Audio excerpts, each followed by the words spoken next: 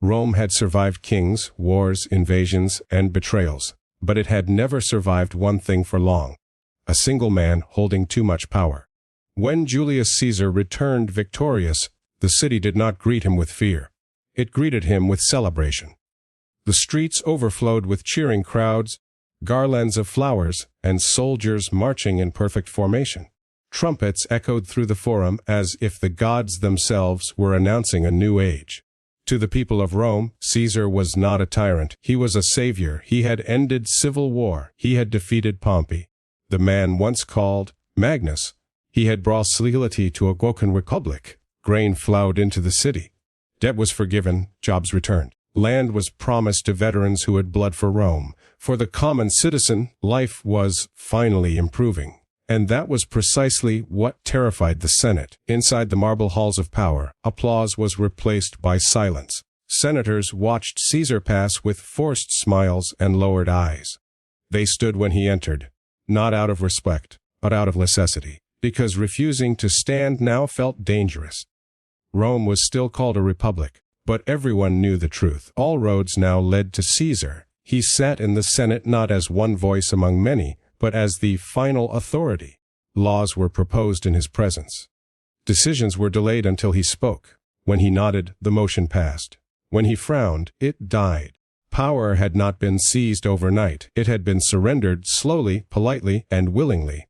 Caesar refused the title of king. Rome hated kings. He understood that. Instead, he accepted something far more effective: permanence. He was named dictator.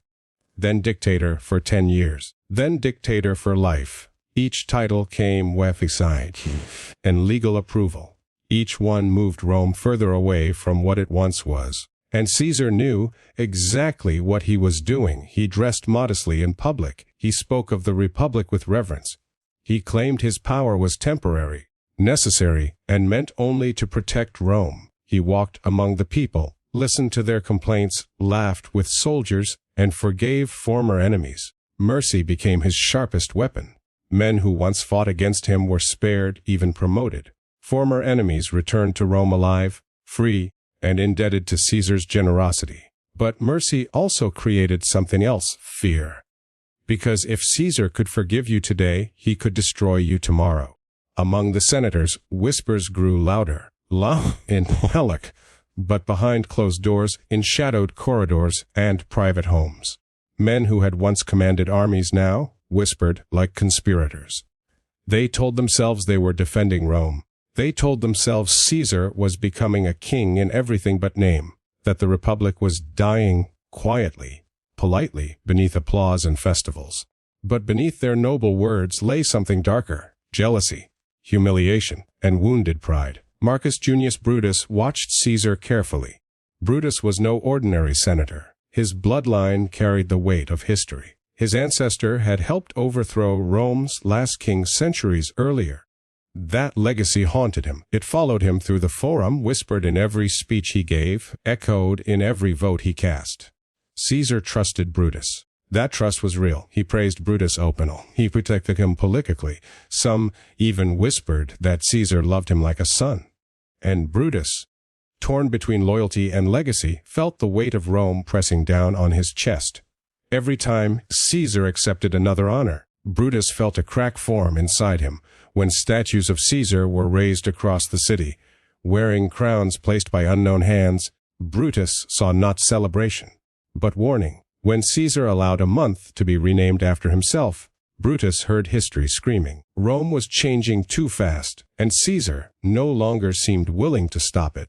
The Senate attempted resistance in small ways. They delayed votes. They questioned reforms. They mocked Caesar's honors quietly, hoping ridicule might succeed where force could not. Caesar noticed. One day, during a Senate session, senators remained seated as Caesar entered. It was a symbolic insult, subtle but deliberate. Caesar stood still. The room fell silent. Then, slowly, he turned and left. No threats, no punishment. But the message was clear. He no longer needed their approval. The Republic had become a performance. Caesar was the audience and the judge. Outside the Senate, Rome thrived. New buildings rose. Roads expanded. Calendars were reformed. Caesar reorganized the government with ruthless efficiency. Corruption was punished. Taxes were stabilized. Provincial governors were held accountable. For the first time in generations, Rome felt orderly, and that terrified those who benefited from chaos.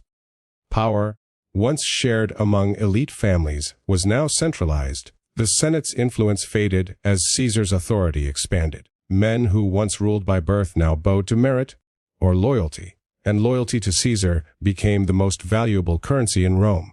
Festivals grew grander.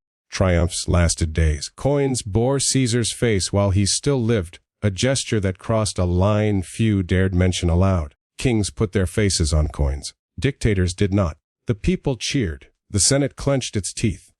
Behind closed doors, the word tyrant began to surface, not shouted, but whispered. Whisper carefully, fearfully. A group of senators began meeting in secret. They came from different factions, different histories, even former enemies. What united them was not love for the Republic, but fear of irrelevance. They debated endlessly. Was Caesar truly dangerous, or were they simply afraid of losing power? Some argued Caesar's reforms saved Rome. Others argued Rome no longer belonged to its citizens, but to one man's ambition. Every meeting ended the same way, with no action taken. Until one question changed everything. What happens when Caesar dies? The room fell quiet. Caesar had no legitimate son, no clear successor, no constitutional plan. His power rested on loyalty, and loyalty could not be inherited. If Caesar lived, the Republic might survive as a shadow. If Caesar died suddenly, Rome would bleed. That realization twisted fear into urgency. It was no longer about stopping a tyrant. It was about controlling the future. And slowly, painfully, the unthinkable became discussable. Not rebellion, not exile, but assassination. They told themselves it would be surgical, quick, necessary, a single strike to save centuries of tradition. Rome had killed kings before. It could do so again. But killing Caesar meant crossing a line that could never be uncrossed.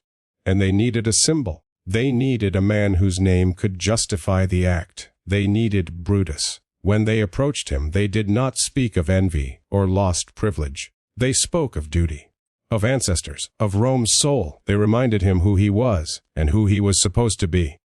Brutus resisted at first. He admired Caesar. He owed him his life. But each night, as he walked past Caesar's statues and heard crowds chant his name, doubt gnawed at him. Was Caesar saving Rome, or replacing it? Meanwhile, Caesar ignored the warnings. Omens appeared, strange dreams, ill-fated sacrifices, soothsayers whispering of danger. Friends urged caution. His wife begged him to stay home on the Ides of March. Caesar smiled. He had survived wars, betrayal, storms, and exile. He had stared death in the face more times than he could count. Why would he fear shadows now? Rome belonged to him. Or so he believed. And somewhere in the city, steel was being sharpened, not for war, but for history. The closer the Ides of March drew, the heavier Rome seemed to breathe. Rumors drifted through the streets like smoke. Some said Caesar would be crowned king during a convened Senate session.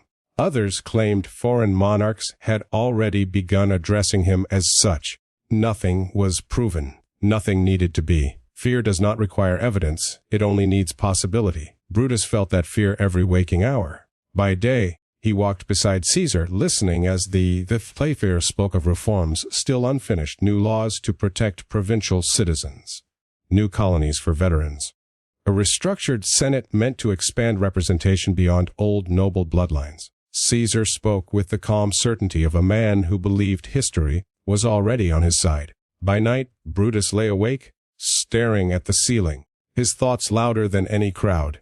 He imagined Rome decades from now, children learning only one name, one legacy, one ruler. He imagined the Republic becoming a story told in past tense, and he imagined his ancestor, the man who had helped overthrow a king, watching him in silence. The conspirators pressed harder. They met in smaller groups now, changing locations, avoiding patterns.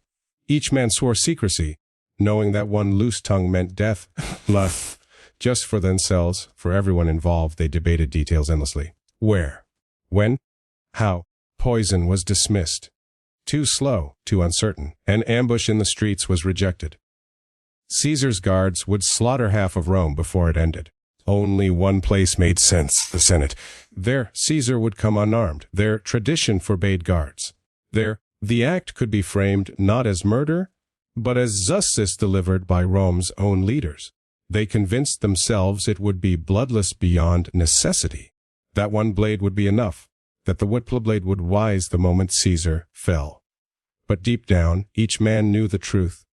Once the first knife struck, there would be no control. Brutus finally agreed. When he spoke the words, his voice barely sounded like his own. The room exhaled in relief. His presence changed everything. With Brutus involved, the act gained legitimacy. History itself seemed to nod in approval. They set the date. The Ides of March. Meanwhile, Caesar continued as if untouchable. He dismissed omens with humor. When a soothsayer warned him to beware the Ides, Caesar laughed and replied that the day had come, and nothing had happened.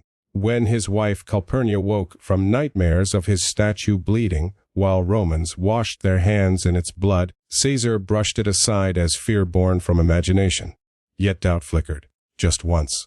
On the morning of the Ides, Caesar hesitated. He considered staying home, he considered listening, but ambition and pride spoke louder than caution. A ruler who hides from the Senate looks weak. A dictator who fears dreams looks foolish. And Caesar refused to appear foolish. As he stepped into the streets, Rome stirred with anticipation. Senators gathered. Conspirators adjusted their togas, each hiding a blade beneath the folds of tradition. Faces that smiled politely carried murder behind their eyes. Brutus walked among them, silent. His hands trembled. Not with fear of death, but with the weight of consequence. He was about to end a man who trusted him. A man who had shown him mercy. A man who believed Rome could be remade by strength alone. But Brutus told himself this was not personal. This was Rome. Inside the Senate chamber, the air felt thick. Marble columns rose like witnesses. Caesar entered, greeted by applause that felt forced, rehearsed. He took his seat, unaware that history had already chosen its moment. A senator approached with a petition, an excuse to draw close. Others followed, forming a ring. Caesar frowned, irritated by the breach of order. Then he felt the first blow, not fatal, just shocking. Confusion crossed his face as he turned, anger rising, until the second blade struck and the third. Voices erupted. Blood spilled across the marble floor. Caesar fought back instinctively, grabbing at arms, demanding explanations. Then he saw Brutus. Their eyes met, and something inside Caesar broke. He stopped resisting. The words attributed to him would echo for centuries, not because they were proven, but because they felt true. Even you, Brutus? Caesar pulled his toga over his face as steel continued to fall. The most powerful man in Rome collapsed with a sea of senators who believed they were saving the Republic. Silence followed. Then chaos. The conspirators stood frozen, drenched in blood, unsure what to do next. They had imagined applause, gratitude, liberation. Instead, Rome screamed. Citizens fled the streets. Shops closed. Soldiers hesitated. No one knew who ruled now, or who would rule next. The Republic did not rise. It staggered. And as Caesar's body lay abandoned on the Senate floor, one truth became painfully clear. Killing a man was easy. Killing his legacy was impossible. Rome had crossed a point of no return. And the consequences were just beginning. News of Caesar's death moved faster than truth ever could. By the time the conspirators stepped out into the sunlight, Rome was already trembling. Word spread through whispers first, then shouts, then panic. Some claimed the dictator had been executed as a tyrant. Others said foreign agents had struck him down. Many believed civil war had returned before the blood on the Senate floor had dried. Mark Antony was not in the chamber when Caesar fell. That absence saved his life. When the news reached him, his first instinct was survival. He vanished into the city, discarding his official robes, moving like a hunted animal through streets he once ruled beside Caesar. He knew the conspirators had failed in one crucial way. They had not decided what came next. And in that hesitation, opportunity lived. Brutus and the others addressed the Senate, their voices shaking but resolute. They spoke of liberty, of the Republic restored, of a Rome freed from monarchy. Their words laid from monarchy, but they did not echo in Roman hearts. Outside, the people waited. They had loved Caesar, not because he was gentle, not because he was theirs. He fed them, entertained them, paid their debts, gave land to soldiers who had bled for Rome. To the poor, he was not a tyrant, he was protection. The conspirators underestimated that love. Antony returned cautiously, requesting permission to speak at Caesar's funeral. Brutus, convinced that reason would prevail, agreed, on one condition. Antony would not accuse the assassins, he would not stir emotion, he would speak only as a friend honoring the dead. Antony agreed, he always agreed. The funeral became the turning point of Roman history. Caesar's body was carried into the forum, every wound visible. The crowd gathered in silence, curiosity sharpening into grief. Antony stepped forward, his voice calm, controlled. He did not shout. He did not accuse. He praised the conspirators as honorable men. Then he named the wounds. He pointed to each stab, each senator responsible, each betrayal carved into flesh. He read Caesar's will aloud. How Caesar had left money to every Roman citizen, how he had gifted gardens to the people. Grief became rage. Rome erupted. The crowd turned violent, hunting conspirators through the streets. Fires burned. Order collapsed. Brutus fled the city he believed he had saved. Antony watched it all unfold and understood something vital. Caesar's greatest power had never been his army. It was memory. In the days that followed, a new figure entered the stage quietly. Gaius Octavius, Caesar's adopted heir, barely 18. Unassuming. Watching everything. While Antony claimed Caesar's mantle publicly, Octavian learned privately. He studied Rome, its chaos, its hunger for stability. He understood what Brutus never had. Rome did not want freedom. Rome wanted certainty, and Caesar had given it to them. As alliances formed and shattered, one truth emerged clearly from the blood-soaked stones of the Forum. The Republic was dead. Not because Caesar had seized too much power, but because Rome could no longer survive without someone like him. And now, others would fight to become what Caesar had been. Rome no longer felt like a city. It felt like a wound. Smoke curled above rooftops where fires still burned from the riots.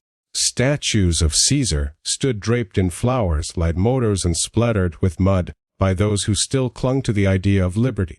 Soldiers waited for orders that never came. Senators hid behind locked doors, unsure which name would mean safety tomorrow. Mark Antony moved quickly. He secured Caesar's papers, his treasury, his personal correspondence. Every document was power.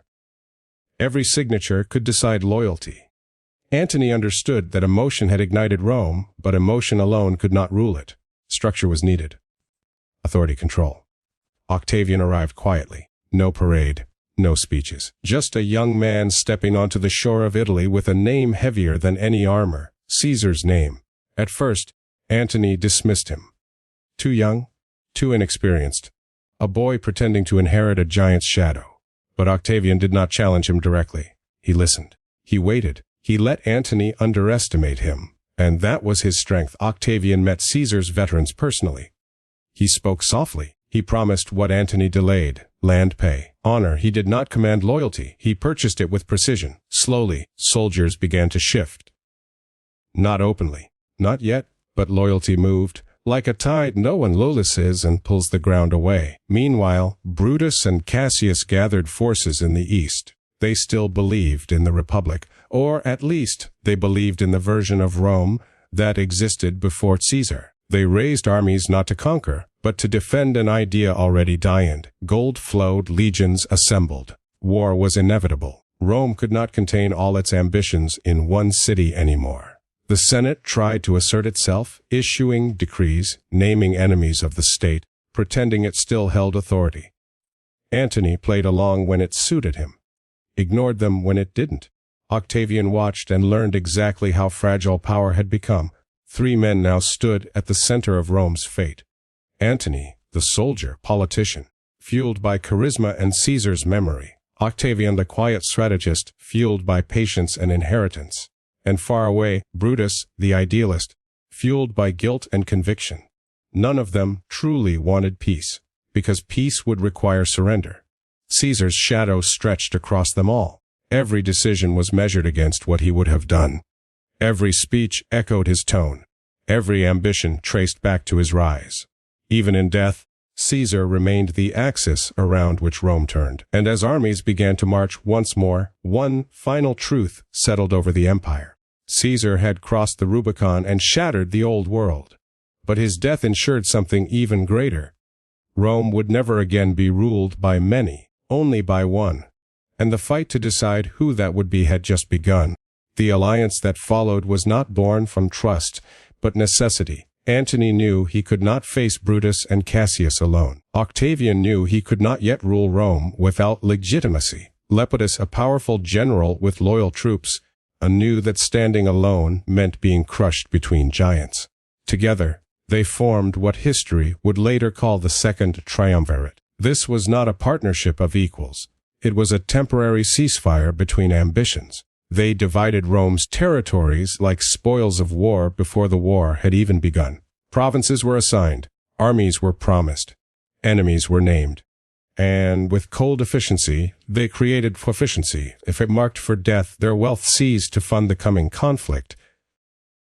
Rome bled again. Old senators were dragged from their homes. Former allies turned executioners. Cicero, the great voice of the Republic, was hunted down and silenced forever. His death was not strategic, it was personal. Antony wanted revenge. Octavian allowed it.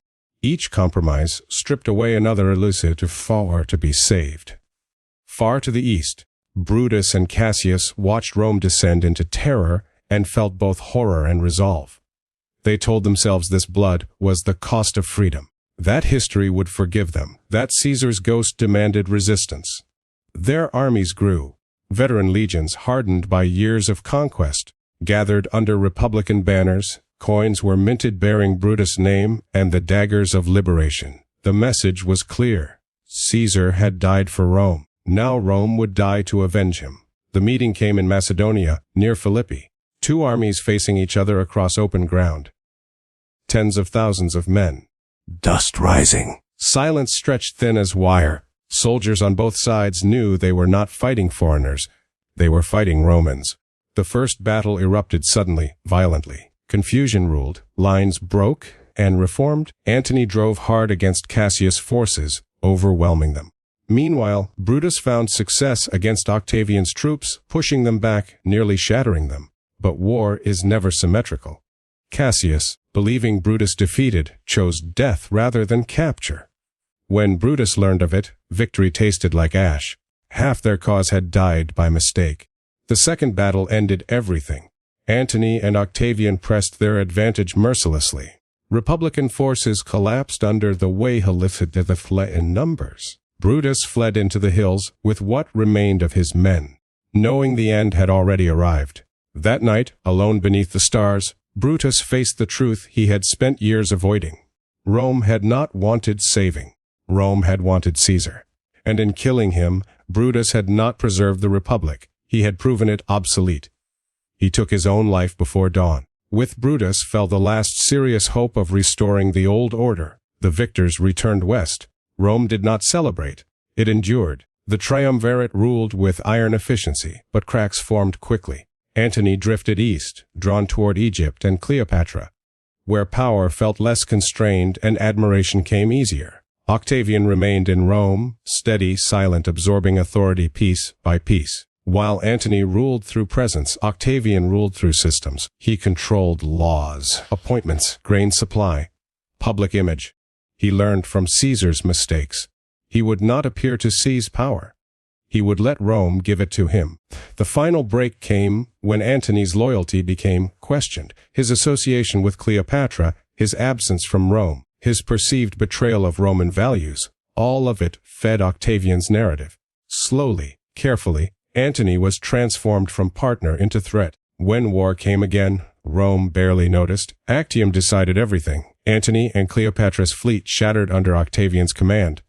Egypt fell. Antony died by his own hand. Cleopatra followed him into legend. Octavian stood alone. There were no rivals left, no equals. Rome, exhausted and scarred, did not resist. It surrendered. Octavian refused the title of king. He refused dictatorship. He accepted something far more permanent.